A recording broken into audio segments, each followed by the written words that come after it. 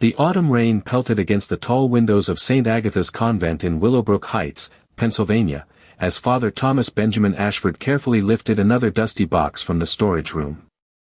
It was October 15, 2023, and the diocese had finally authorized the clearing of the convent's archives after the building had stood empty for 3 years following the death of the last remaining sister.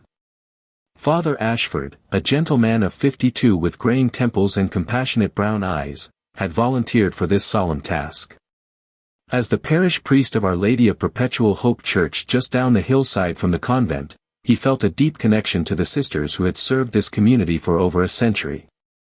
The weight of their legacy pressed upon him as he sorted through decades of prayer books, journals, and religious artifacts. Sister Mary Catherine would have wanted these things handled with care, he murmured to himself, remembering the last Mother Superior who had passed away peacefully in her sleep just over 3 years ago at the age of 91.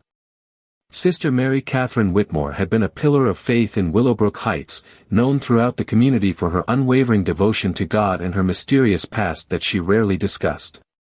The storage room smelled of old paper and lavender, the scent that had always surrounded Sister Mary Catherine. Tall wooden shelves lined the walls, filled with boxes that contained the spiritual treasures of women who had dedicated their lives to prayer and service. Father Ashford handled each item with reverence, knowing that these possessions represented lifetimes of devotion to the Almighty. As he reached for a particularly heavy box on the top shelf, his fingers slipped, and several leather-bound books tumbled to the floor. Among them was an old Bible, its black leather cover worn smooth by countless hands. The book fell open, and Father Ashford noticed immediately that something was different about this particular volume. The pages weren't just filled with the sacred text, they contained handwritten notes in the margins, pressed flowers between certain passages, and what appeared to be additional papers tucked throughout the book. As he bent to retrieve the Bible, a sealed envelope slipped from between the pages of Revelation, fluttering to the dusty floor like a white dove finding its final resting place. Father Ashford's heart began to race as he picked up the envelope. Written across the front in elegant cursive handwriting were the words, "My final confession, to be opened only after my death. Sister Mary Catherine Whitmore, 1932–2023. The priest stood in the silence of the storage room, holding the envelope with trembling hands. Sister Mary Catherine had died 3 years ago, but this confession had remained hidden until now.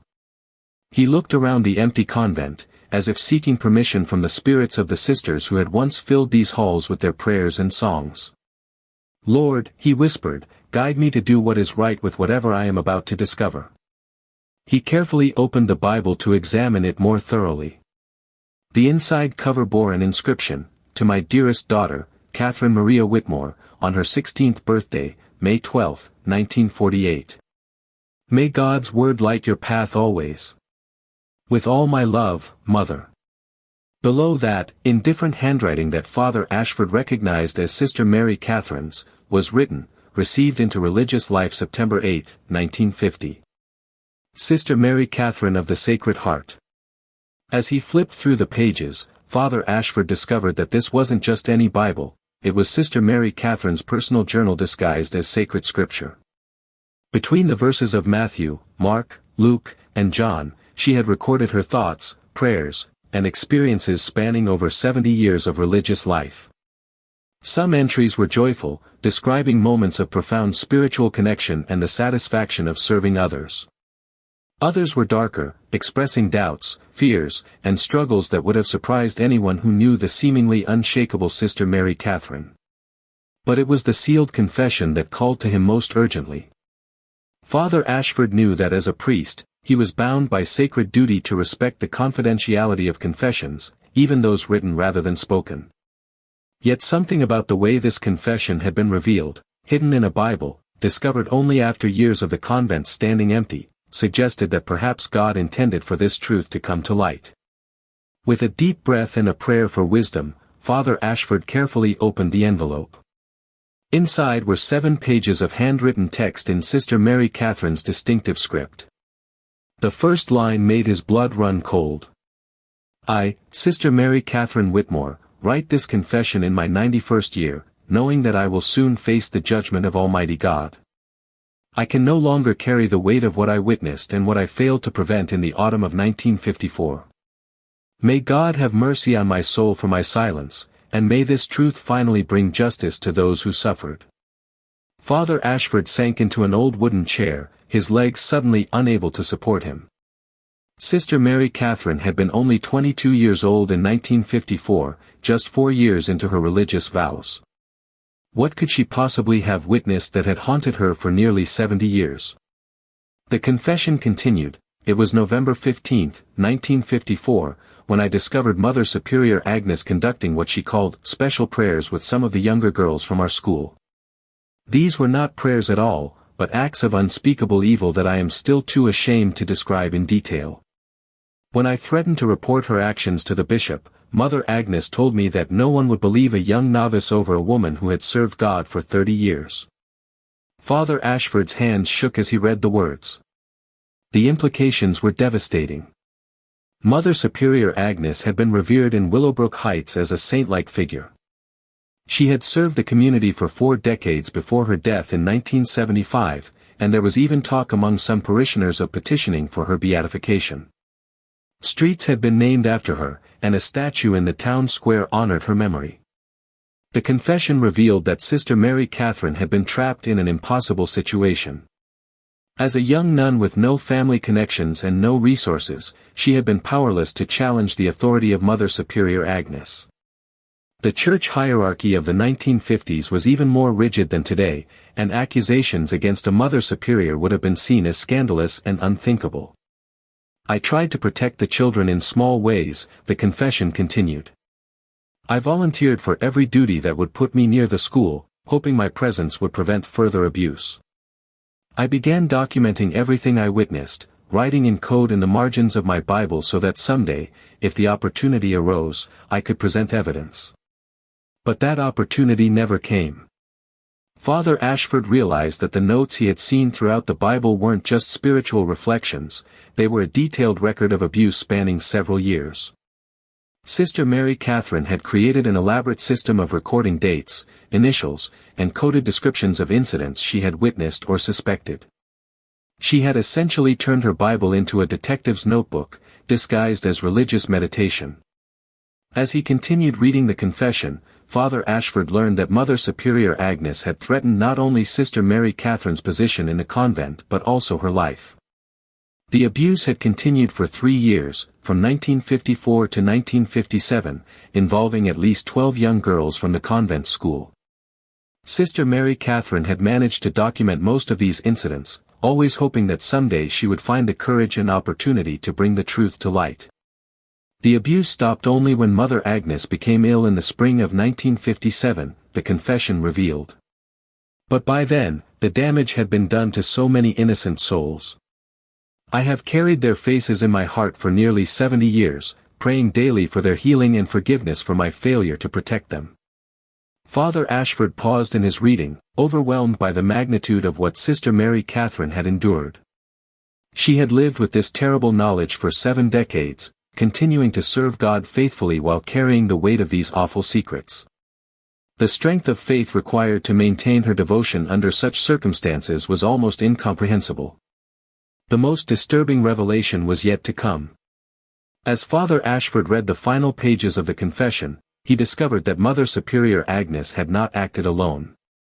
The confession named 2 other figures who had been complicit in the abuse, Father Vincent Morrison, who had served as the convent's chaplain from 1952 to 1960, and Dr. Harold Blackwood, the local physician who had provided medical examinations for the school children. Father Morrison knew what Mother Agnes was doing, the confession stated. I saw him leave her private chambers late one evening in December 1955, and when he noticed me, he threatened that speaking about what I had seen would be considered a grave sin against the church. Dr. Blackwood was even worse. He participated directly in the abuse under the guise of medical examinations. Father Ashford felt sick as he realized the scope of the conspiracy that Sister Mary Catherine had uncovered. This wasn't just one disturbed individual, it was a network of trusted authority figures who had used their positions to prey upon vulnerable children. The fact that these crimes had been committed within the sacred walls of a convent made them even more heinous. The confession concluded with Sister Mary Catherine's deepest regret: "I have asked God's forgiveness 1,000 times for my cowardice in not speaking out. I told myself that I was protecting the church, but I was really protecting myself. I was afraid of scandal, afraid of not being believed, afraid of losing my calling. But in staying silent, I failed those children just as surely as if I had committed the crimes myself." As Father Ashford finished reading the confession, tears streamed down his face. Sister Mary Catherine had lived with this crushing guilt for her entire religious life, yet she had channeled her pain into decades of service to others. Every act of kindness, every prayer she offered, every life she touched had been her way of seeking atonement for what she saw as her greatest failure. But now, nearly 70 years later, her confession had finally come to light. Father Ashford looked around the empty storage room, feeling the weight of responsibility settling upon his shoulders. He held in his hands evidence of crimes that had been covered up for decades, involving people who had been celebrated as pillars of the community. "What am I supposed to do with this knowledge, Lord?" he whispered into the silence. "How do I honor Sister Mary Catherine's courage in finally speaking the truth while also protecting the innocent people who might be hurt by these revelations?" As if in answer to his prayer, Father Ashford heard footsteps in the hallway outside the storage room. He quickly but carefully tucked the confession back into the Bible and composed himself as best he could. A moment later, Detective Sarah Elizabeth Chen of the Willowbrook Heights Police Department appeared in the doorway. "Father Ashford?" Detective Chen called out. "I hope I'm not disturbing you. I saw your car in the parking lot and wanted to check on you. It's getting late, and I know you've been working up here alone all day." Detective Chen was a woman of 38 with intelligent dark eyes and a reputation for thoroughness in her investigations. She had been with the Willowbrook Heights Police for 15 years and was known for her sensitivity in handling cases involving vulnerable populations. Father Ashford had worked with her on several community issues over the years and respected her integrity. "Detective Chen," Father Ashford said, standing up with the Bible still in his hands. "Actually, I'm glad you're here. I've discovered something that I think you need to know about." Detective Sarah Elizabeth Chen studied Father Ashford's pale face with growing concern. In the 5 years she had known the priest, she had never seen him look so shaken. His usual calm demeanor was replaced by an expression of deep distress, and his hands trembled slightly as he held the old Bible. "Father, you look like you've seen a ghost," Detective Chen said, stepping into the storage room. "What did you find up here?" Father Ashford glanced around the empty convent, as if checking to make sure they were truly alone. "Sarah, what I'm about to share with you will change how our entire community remembers some very important people. I need to know that you're prepared to handle information that could be devastating." Detective Chen had investigated everything from domestic violence to fraud during her career, but something in Father Ashford's tone made her realize this was unlike anything she had encountered before. "Father, you know I take my oath to protect and serve seriously. Whatever you found, I'll handle it with the care it deserves." Father Ashford handed her the Bible, opening it to reveal the hidden confession. This belonged to Sister Mary Catherine Whitmore. She passed away 3 years ago, but she left behind a written confession about events that took place here in the 1950s. The allegations she makes they're almost too horrible to believe. Detective Chen accepted the Bible with reverent hands, noting the careful way pages had been marked and the obvious age of the handwritten notes throughout. As she began to read Sister Mary Catherine's confession, her expression grew increasingly grave. "My God," she whispered after reading the first page. "She's describing systematic abuse of children by the Mother Superior. In the 1950s. "Keep reading," Father Ashford said quietly. "It gets worse. She names other conspirators, and she documented everything she witnessed over a period of 3 years. This Bible isn't just a prayer book, it's a detailed record of crimes that were never reported." Detective Chen spent the next hour carefully examining the Bible, reading not only the formal confession but also the coded notes that Sister Mary Catherine had hidden throughout the sacred text. The level of detail was extraordinary: dates, times, locations within the convent, and careful descriptions of what she had observed. Sister Mary Catherine had essentially conducted her own investigation, documenting evidence that she hoped would someday be used to seek justice. "Father," Detective Chen said finally, looking up from the Bible, "this is potentially evidence in multiple criminal cases. Even though these crimes occurred nearly 70 years ago, there may still be victims alive who deserve to know that their experiences have been validated and documented." Father Ashford nodded gravely. "That's what I was thinking, but I also have to consider the reputation of people who may be innocent. Sister Mary Catherine was very young when these events occurred, and memories can be complicated. With respect, Father, this isn't just memory. This is contemporary documentation. Sister Mary Catherine was recording these incidents as they happened, not recalling them decades later. That makes this evidence much more reliable." Detective Chen closed the Bible carefully. "We need to approach this systematically. The first step is to research the people Sister Mary Catherine named and see if any of them are still alive." Over the next week, Detective Chen began a discreet investigation into the individuals mentioned in Sister Mary Catherine's confession. What she discovered confirmed many of the details and raised even more disturbing questions. Mother Superior Agnes Patricia Sullivan had indeed served at St. Agatha's Convent from 1935 until her death in 1975. She had been celebrated throughout her tenure as a woman of exceptional faith and dedication to education. The Mother Agnes Memorial Fund still provided scholarships for local students, and the Agnes Sullivan Elementary School had been named in her honor in 1980. Father Vincent Morrison had served as chaplain to the convent from 1952 to 1960, exactly as Sister Mary Catherine had documented. After leaving Willowbrook Heights, he had been transferred to parishes in 3 different states over the next 20 years. Detective Chen found it troubling that a priest would be moved so frequently, as this was often a sign that church authorities were aware of problems but were handling them quietly rather than through proper legal channels. Dr. Harold Blackwood had been the community's beloved family physician for 40 years, from 1945 to 1985.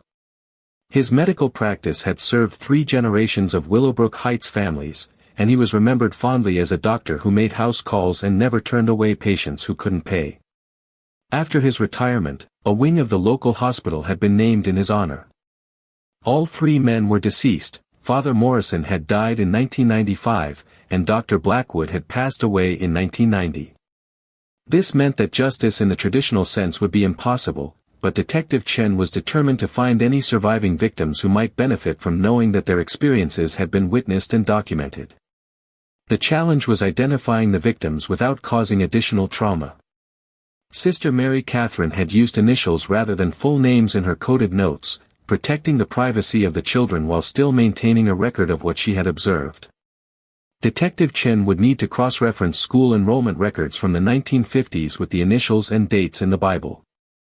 Working with Margaret Rose Donnelly, the elderly archivist at the Willowbrook Heights Historical Society, Detective Chen began the painstaking process of reviewing school records from St. Agatha's Academy. Margaret Rose was 75 years old and had lived in Willowbrook Heights her entire life. She remembered the convent school well, as she had attended it herself in the 1960s. "Sister Mary Catherine was still teaching when I was a student," Margaret Rose told Detective Chen as they worked through dusty file boxes in the Historical Society's basement. "She was one of the kindest teachers we had. Very gentle with the younger children, and she always seemed to be watching out for anyone who seemed troubled or afraid." This observation aligned perfectly with Sister Mary Catherine's confession, which described her efforts to position herself where she could monitor the children and potentially prevent abuse. Even decades later, people remembered her as unusually protective and attentive to the welfare of her students. As they reviewed enrollment records, Detective Chen began to identify possible matches for the initials in Sister Mary Catherine's coded notes. The most frequently mentioned victim, identified only as ML, appeared to have been subjected to abuse over a period of 18 months in 1955 and 1956. Cross-referencing with enrollment records, Detective Chen found that Mary Louise Patterson had been a student at the convent school during exactly that period.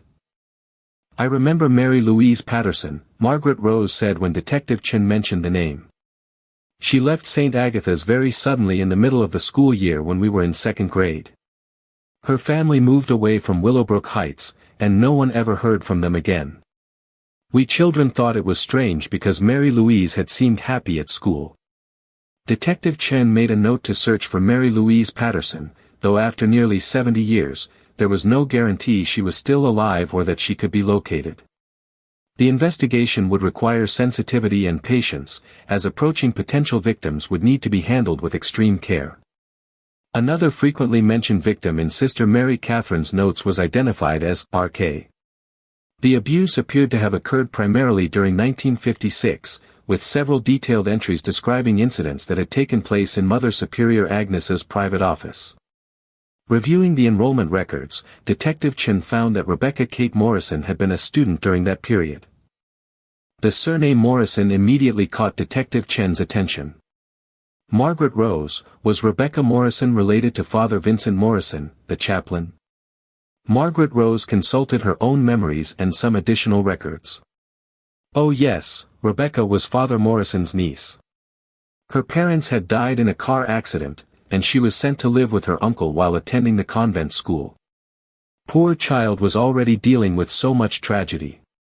The revelation that one of the victims was related to one of the perpetrators added another layer of horror to the crime Sister Mary Catherine had documented. Father Morrison had not only participated in the abuse of children but had specifically targeted his own niece, taking advantage of her vulnerable situation. As Detective Chen continued her research, she discovered that several of the victims had experienced significant trauma in their adult lives. Death records, newspaper archives, and public documents revealed patterns of mental illness, substance abuse, and suicide among some of the women who had been students at St. Agatha's during the period of abuse. Mary Louise Patterson had died in 1987 at the age of 41 from what appeared to be a drug overdose. She had struggled with addiction for most of her adult life and had been in and out of treatment facilities. Rebecca Morrison had committed suicide in 1974 at the age of 28, leaving behind 2 young children. She had never married and had worked as a waitress in a small town 3 states away from Willowbrook Heights. The tragic outcomes for these women suggested that the abuse they had suffered as children had cast long shadows over their entire lives. Detective Chen felt a growing sense of urgency about her investigation, knowing that Sister Mary Catherine's confession might provide some measure of closure for surviving family members, even if justice for the victims themselves was no longer possible. Working late one evening in the Historical Society archives, Detective Chen made a discovery that would change the entire direction of her investigation. Buried in a box of miscellaneous documents from the 1950s, she found a letter that had never been mailed. The envelope was addressed to Bishop Patrick O'Malley of the diocese headquarters, but it had clearly never been sent.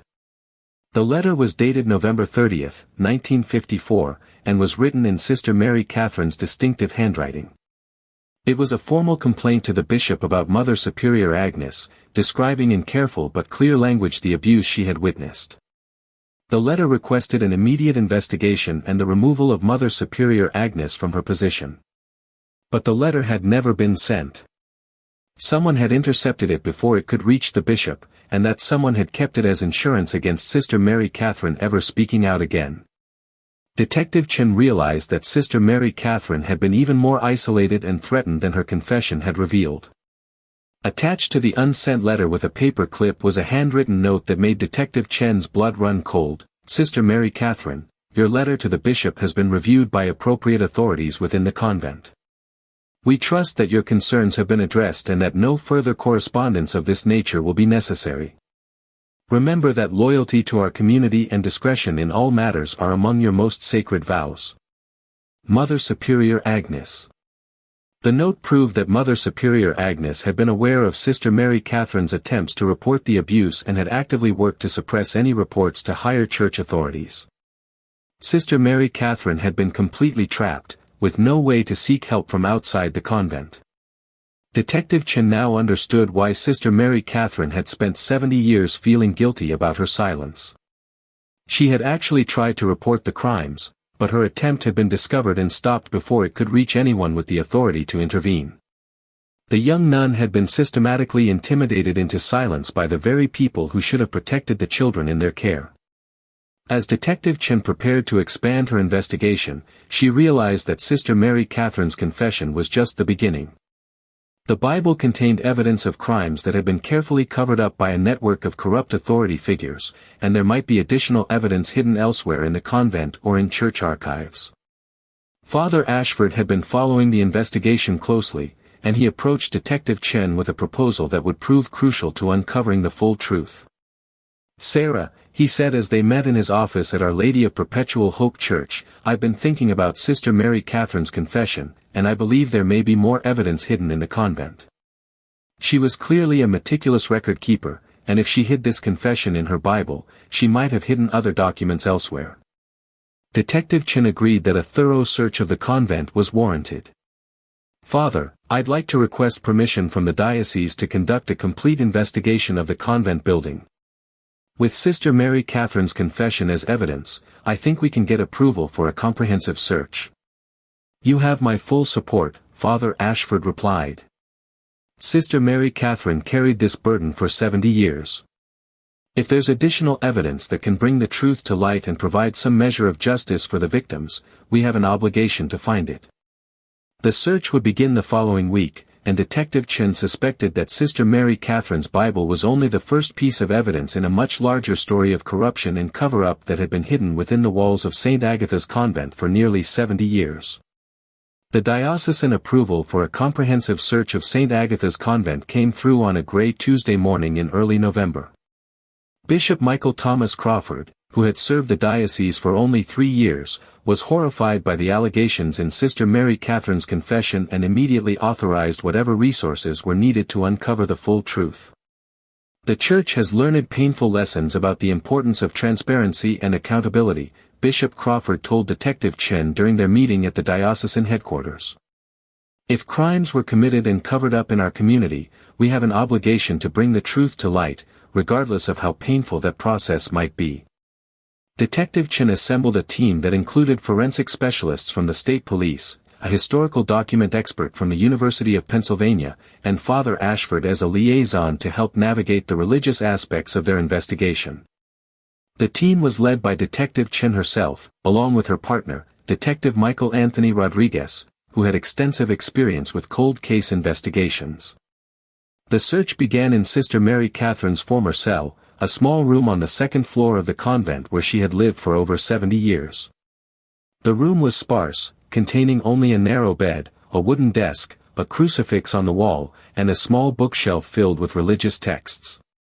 But when forensic specialist Dr. Amanda Claire Sterling examined the room with specialized equipment, she discovered that appearances could be deceiving. "There's a hollow space behind this wall panel," Dr. Sterling announced, pointing to an area behind Sister Mary Catherine's desk. "The wood sounds different when tapped, and thermal imaging shows a temperature variation that suggests there's a cavity behind the visible surface." With careful precision, the team removed the wall panel to reveal a hidden compartment that Sister Mary Catherine had created by hollowing out space between the wall studs. Inside the compartment were 3 more notebooks, a collection of photographs, and several official church documents that should have been in the diocesan archives. The notebooks contained 70 years of additional observations about life in the convent, written in the same coded language that Sister Mary Catherine had used in her Bible. But these notebooks also contained something even more significant, records of her attempts to help the victims of abuse long after the crimes had ended. "Look at this," Father Ashford said, reading from one of the notebooks. Sister Mary Catherine tracked down several of the victims after they left the convent school. She sent them anonymous letters of support and encouragement, and she even secretly provided financial assistance to some of them when they faced difficulties as adults. Detective Chen realized that Sister Mary Catherine had spent decades trying to atone for what she saw as her failure to protect the children. She had used her own meager resources and savings to help the victims, never revealing her identity but always trying to provide support from a distance. The photographs in the hidden compartment were particularly disturbing. They showed Mother Superior Agnes, Father Morrison, and Dr. Blackwood in various locations within the convent, often with young girls present. While the photographs didn't show any explicit abuse, they documented the access that these adults had to vulnerable children and corroborated many of the details in Sister Mary Catherine's written accounts. More shocking still were the official documents that Sister Mary Catherine had somehow obtained and hidden. Among them was a letter from Bishop Thomas Henley, who had led the diocese in the 1950s, acknowledging receipt of a complaint about irregularities at St. Agatha's convent but stating that the matter had been handled internally, with no need for further investigation. This proves that church authorities were aware of problems at the convent, Detective Rodriguez observed. But instead of conducting a proper investigation, they chose to cover up the allegations and leave the perpetrators in positions where they could continue to harm children. The most damning document was a signed statement from Dr. Blackwood, dated 1958, in which he acknowledged providing medical services of a sensitive nature to children at the convent school and requesting that all records of these examinations be destroyed to protect the privacy of the families involved. The statement was essentially a confession to destroying evidence of medical abuse. As the investigation continued, the team discovered that Sister Mary Catherine had created an elaborate system for documenting and preserving evidence while maintaining the appearance of complete loyalty to the convent. She had used her position as the convent's librarian to access documents that were normally restricted, and she had carefully copied or photographed anything that might serve as evidence of the crimes she had witnessed. In the convent library, hidden behind a false back in an old cabinet, the team found Sister Mary Catherine's most comprehensive record, a timeline of abuse spanning from 1954 to 1957, with detailed descriptions of specific incidents, dates, locations, and the names of all individuals involved. This document was written in plain English rather than code, suggesting that Sister Mary Catherine had intended it to be her definitive account of what had happened. The timeline revealed that the abuse had been even more systematic and widespread than the original confession had indicated. At least 18 children had been victimized during the 3-year period, and the crimes had involved not only sexual abuse but also physical violence and psychological manipulation. Mother Superior Agnes had used her position of religious authority to convince the children that reporting the abuse would be a sin against God. Father Morrison's role had been particularly sinister. As the convent chaplain, he had used the sacrament of confession to identify children who might be vulnerable to abuse and to ensure their silence afterward.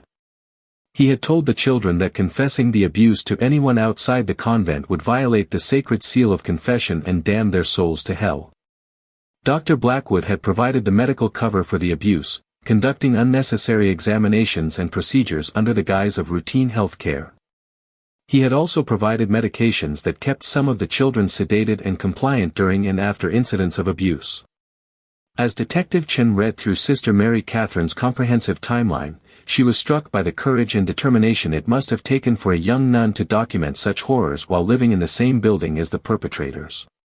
Sister Mary Catherine had risked her life to preserve this evidence, knowing that discovery would have meant not only expulsion from religious life but potentially physical harm or even death.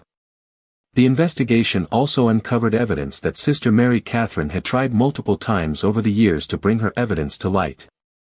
In addition to the intercepted letter to Bishop Henley, she had attempted to contact secular authorities on 3 separate occasions between 1955 and 1960.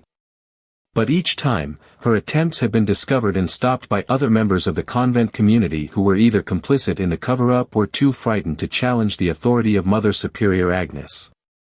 In 1961, Sister Mary Catherine had nearly succeeded in exposing the crimes when she managed to get a letter to a newspaper reporter in Philadelphia. But before the story could be published, the reporter died suddenly in what appeared to be a car accident. Sister Mary Catherine's timeline included a note suggesting that she suspected the accident had been arranged to prevent the story from coming to light. The scope of the conspiracy became clear as the investigation progressed. The crimes at St. Agatha's convent had been protected not just by the perpetrators themselves but by a network of church officials, local authorities, and community leaders who had chosen institutional reputation over the welfare of children. Among the documents Sister Mary Catherine had preserved was a list of donations made to the convent and local church during the period of abuse. The amounts were substantial for the 1950s, and many came from sources that had no obvious connection to the Catholic Church. Detective Chen realized that these donations had likely been payments to ensure the silence of anyone who might have been aware of the crimes. Mayor William James Patterson, who had served Willowbrook Heights from 1950 to 1965, appeared on the donation list multiple times.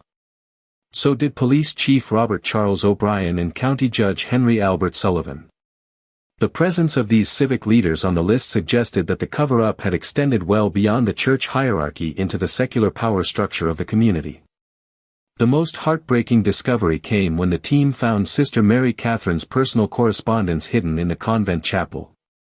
She had written hundreds of letters over the years, to the victims, to their families, to church authorities, and to God Himself. Many of the letters had never been sent, but they revealed the depths of her anguish and her determination to somehow make amends for what she saw as her failures. One letter, written to Mary Louise Patterson in 1975, read, "My dear child, I know you may not remember me, but I remember you every day in my prayers. I failed to protect you when you needed protection most, and I have spent every day of the past 20 years trying to find a way to make that right. I cannot undo what was done to you, but I want you to know that you were believed, you were innocent, and what happened was not your fault." Another letter, written to Rebecca Morrison shortly before her suicide in 1974, was never sent but showed Sister Mary Catherine's desperate attempts to reach out to the victims. "Dear Rebecca, I have heard that you are struggling, and my heart breaks for you.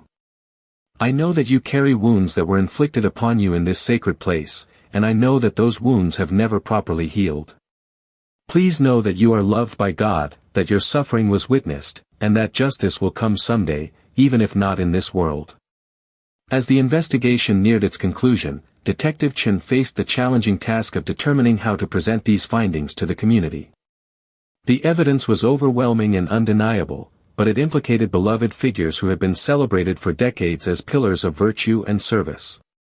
The decision was made to hold a public meeting where the findings would be presented to the community, with support services available for anyone who might be affected by the revelations. The meeting was scheduled for December 15, 2023, exactly 2 months after the discovery of Sister Mary Catherine's confession. In the weeks leading up to the public meeting, Detective Chen worked with victim advocacy organizations to locate any surviving family members of the victims who had been identified. The process was delicate and often heartbreaking, as many families had spent decades wondering why their daughters had suffered from depression, addiction, and other problems without understanding the underlying cause. Patricia Ann Patterson, the daughter of Mary Louise Patterson, was 55 years old and living in Oregon when Detective Chen contacted her. She had grown up wondering why her mother had struggled with such severe mental health issues and had never understood her mother's intense fear of religious institutions. "My mother never talked about her childhood," Patricia told Detective Chen during their phone conversation. "She would get physically ill if we drove past a Catholic church, and she absolutely refused to let me attend any kind of religious school. I always thought it was strange, but now it makes perfect sense." Thomas Michael Morrison, the son of Rebecca Morrison, was 49 years old and working as a counselor specializing in trauma recovery. When Detective Chen explained the investigation findings, he broke down in tears. "I've spent my entire career trying to understand what happened to my mother," he said. "She was so deeply damaged, so afraid of everything, and she never could explain why. She used to have nightmares about nuns and priests, and she would wake up screaming. Now I finally understand what she went through." As December 15 approached, word of the investigation had spread throughout Willowbrook Heights and beyond. The community was divided between those who demanded full disclosure and those who argued that revealing the truth would only cause additional pain without serving any constructive purpose. Father Ashford found himself at the center of these debates, counseling parishioners who were struggling with the revelations about institutions and people they had trusted and revered. His own faith had been tested by the investigation, but he had come to see Sister Mary Catherine's courage as a testament to the power of truth and justice to eventually triumph over evil. Sister Mary Catherine spent 70 years carrying this burden, he told his congregation during a special service on the Sunday before the public meeting. She never gave up hope that the truth would come to light and that justice would be served.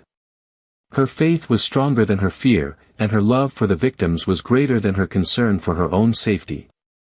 She is a true saint, not because she was perfect, but because she chose to do what was right even when it cost her everything. The public meeting would be the culmination of Sister Mary Catherine's 7-decade quest for justice, and Detective Chen was determined to ensure that her courage and sacrifice would finally be honored in the way she deserved. The community center of Willowbrook Heights had never hosted a gathering quite like the one that took place on December 15, 2023. Over 400 people filled the main auditorium, with additional attendees watching via live stream that had been set up at the request of family members who lived too far away to attend in person. The atmosphere was tense, with many residents unsure of what they were about to hear but sensing that their community was about to be forever changed. Detective Sarah Elizabeth Chen stood at the podium, flanked by Father Thomas Benjamin Ashford, Bishop Michael Thomas Crawford, and Dr. Rebecca Claire Martinez, a trauma specialist who had been brought in to help community members process the information they were about to receive. The weight of 70 years of hidden truth rested on Detective Chen's shoulders as she began to speak. "Ladies and gentlemen," Detective Chen began, her voice steady despite the magnitude of what she was about to reveal, "we are gathered here today to share the findings of an investigation that began 2 months ago with the discovery of a written confession left by Sister Mary Catherine Whitmore, who served at St. Agatha's Convent for over 70 years until her death in 2020. She paused, looking out at the faces in the audience, many of whom had known and loved Sister Mary Catherine, and others who had grown up hearing stories about the saintly Mother Superior Agnes and the beloved Dr. Blackwood. What I am about to share with you will be difficult to hear. It involves crimes committed against children in our community during the 1950s, and it reveals a conspiracy of silence that lasted for nearly 7 decades. Detective Chen presented the evidence methodically and compassionately, beginning with Sister Mary Catherine's original confession and building to the comprehensive documentation that had been discovered throughout the convent. She explained how Sister Mary Catherine had spent her entire religious life secretly documenting crimes and supporting victims, while outwardly maintaining the appearance of loyal service to the institution that had harbored criminals. The reaction in the auditorium was immediate and intense. Some people gasped in horror at the revelations about Mother Superior Agnes. Others wept openly as they learned about the systematic abuse that had taken place in what they had always considered a sacred space. A few people stood up and walked out, unable or unwilling to accept that such beloved figures could have committed such heinous crimes. When Detective Chen reached the part of her presentation dealing with the cover-up by church and civic authorities, the mood in the room shifted from shock to anger. The revelation that multiple bishops, mayors, police chiefs, and judges had been complicit in hiding these crimes shattered many people's faith in the institutions that had governed their community for decades. The evidence shows conclusively that this was not a case of isolated crimes by disturbed individuals, Detective Chen explained. This was a systematic pattern of abuse protected by a network of authority figures who chose institutional reputation over the welfare of children. Sister Mary Catherine's documentation proves that numerous people in positions of power knew about these crimes and actively worked to cover them up. Father Ashford spoke next, addressing the spiritual crisis that many in the community were experiencing as they learned about the corruption within their church. "I know that many of you are struggling to understand how such evil could exist within institutions you have trusted and revered," he said. "I want you to know that I am struggling with the same questions. But I also want you to remember that Sister Mary Catherine's courage and faith shine even brighter in contrast to the darkness she exposed." He held up Sister Mary Catherine's Bible, the same one in which her confession had been hidden. Sister Mary Catherine never stopped believing in God, even when she was surrounded by people who claimed to serve God but were actually serving themselves. Her faith was tested in ways that most of us cannot imagine, yet she never gave up hope that truth and justice would ultimately prevail.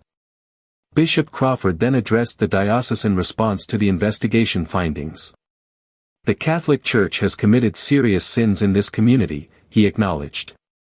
"We failed to protect children who were entrusted to our care, and we participated in covering up crimes that should have been reported and prosecuted. I am here today to offer the Church's formal apology to the victims, their families, and this entire community." He announced that the diocese would be establishing a victim compensation fund, providing counseling services for anyone affected by the revelations, and implementing new policies to ensure that such crimes could never be covered up again. Additionally, all honors and memorials dedicated to Mother Superior Agnes, Father Morrison, and Dr. Blackwood would be removed or renamed. Sister Mary Catherine Whitmore will be honored as the true saint of this community, Bishop Crawford declared. Her courage, compassion, and unwavering commitment to truth and justice represent the best of what our faith calls us to be. We are establishing the Sister Mary Catherine Center for Child Protection, which will provide education, prevention services, and support for survivors of abuse. The most powerful moment of the evening came when Thomas Michael Morrison, the son of victim Rebecca Morrison, spoke about his mother's lifelong struggle with trauma that he had never understood until now. "My mother died believing that no one cared about what had happened to her," he said, his voice breaking with emotion. "She lived her entire adult life carrying shame that wasn't hers to carry. Today, I want her to know, wherever she is, that her suffering was witnessed, documented, and remembered by someone who cared enough to spend 70 years seeking justice for her." Patricia Ann Patterson, the daughter of victim Mary Louise Patterson, had flown in from Oregon to attend the meeting. She spoke about her mother's mysterious fears and self-destructive behaviors that had puzzled the family for decades. "Learning the truth doesn't bring my mother back," she said, "but it helps me understand that her pain had a source, and that source was not her own fault. Sister Mary Catherine's courage in documenting these crimes means that my mother's suffering has been validated and honored." Several other family members of victims spoke during the meeting, each expressing gratitude that Sister Mary Catherine had preserved the truth even when she was powerless to act on it at the time. Their testimonies created a powerful sense of healing and closure that began to transform the community's shock and anger into something more constructive. Dr. Martinez concluded the formal presentations by explaining the long-term trauma that victims of institutional abuse often experience and the ways that communities can support healing and prevention. She emphasized that Sister Mary Catherine's documentation would be invaluable for researchers and advocates working to understand and prevent similar crimes in the future. In the weeks following the public meeting, Willowbrook Heights underwent a profound transformation. The statue of Mother Superior Agnes in the town square was removed and replaced with a memorial honoring all victims of childhood abuse. The Agnes Sullivan Elementary School was renamed the Sister Mary Catherine Whitmore Elementary School, with a new mission statement emphasizing child protection and safety. The Mother Agnes Memorial Fund was dissolved, and its assets were transferred to the new Sister Mary Catherine Center for Child Protection. Dr. Blackwood Memorial Wing at the hospital was renamed the Victims Healing Center, providing specialized care for trauma survivors. Most significantly, Sister Mary Catherine's confession and documentation became the foundation for new protocols within the Catholic Church for reporting and investigating allegations of abuse. Her 70-year quest for justice had not only brought truth to light in Willowbrook Heights but had also contributed to protecting children in communities around the world. Father Ashford found that his own faith had been strengthened rather than weakened by the investigation. "Sister Mary Catherine showed me what true religious devotion looks like," he told his congregation during his first sermon after the public meeting. "It's not about blindly following authority or protecting institutions. It's about serving God by protecting the vulnerable and speaking truth to power, no matter what the cost." He announced that he would be writing Sister Mary Catherine's biography, using her own words from the thousands of pages of documentation she had left behind. The book would serve not only as a memorial to her courage but also as a guide for others who might face similar moral challenges in their own lives. The investigation had also led to policy changes at the state level. Pennsylvania's Attorney General announced new requirements for religious institutions to report suspected abuse to secular authorities, with severe penalties for any attempts to handle such matters, internally, without proper legal oversight. As 2024 began, Detective Chen reflected on the investigation that had consumed the final months of 2023. Sister Mary Catherine spent 70 years believing that she had failed those children, she wrote in her final report. But the truth is that she never stopped fighting for them. Every document she preserved, every coded note she wrote, every dollar she secretly sent to help them in their adult lives, all of it was part of a decades-long campaign for justice that ultimately succeeded. The convent building itself was transformed into a center for healing and education. The room where Sister Mary Catherine had lived became a memorial space where visitors could see her Bible, her hidden notebooks, and the wall cavity where she had preserved evidence for 70 years. The chapel where Mother Superior Agnes had conducted her crimes was converted into a meditation garden dedicated to survivors of abuse. 6 months after the public meeting, Patricia Patterson and Thomas Morrison returned to Willowbrook Heights together for the dedication of the Sister Mary Catherine Memorial Garden. They brought flowers to place at the memorial, white roses for innocence lost and red roses for love that endures beyond death. Sister Mary Catherine never knew our mothers personally, Patricia said during the dedication ceremony, but she loved them enough to spend her entire life seeking justice for them. That's the kind of love that changes the world. Father Ashford delivered the benediction for the memorial garden, reading from Sister Mary Catherine's own words, "I may not have been able to prevent these crimes, but I could ensure that they were witnessed, documented, and remembered. The truth has its own power, and it will find a way to emerge when the time is right. My hope is in the Lord, and my faith is that justice will ultimately prevail." As the ceremony concluded, a gentle rain began to fall, the kind of soft, cleansing rain that Sister Mary Catherine had always said was God's way of washing the world clean for a new beginning. The community of Willowbrook Heights had been forever changed by learning the truth about its past, but it was ready to build a future founded on the principles that Sister Mary Catherine had embodied: truth, courage, compassion, and an unwavering commitment to protecting the innocent.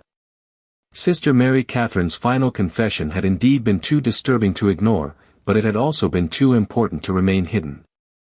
Her 70-year journey from a young nun who witnessed unspeakable crimes to a saint who ensured that justice would eventually be served had come to its conclusion. The truth she had preserved in her Bible and hidden throughout the convent had finally been revealed, bringing healing to victims, accountability to institutions, and hope to a community that had learned that even the darkest secrets cannot remain buried forever. In the end, Sister Mary Catherine's greatest act of faith had not been her decades of religious service, but her refusal to let evil triumph through silence. Her confession had been disturbing because it revealed the depths of human corruption, but it had also been sacred because it demonstrated the power of one person's courage to eventually transform an entire community. The Bible that had hidden her confession would remain on display as a testament to the truth that light will always overcome darkness, that justice will always find a way to emerge, and that love will always triumph over evil, even if it takes 70 years to be revealed.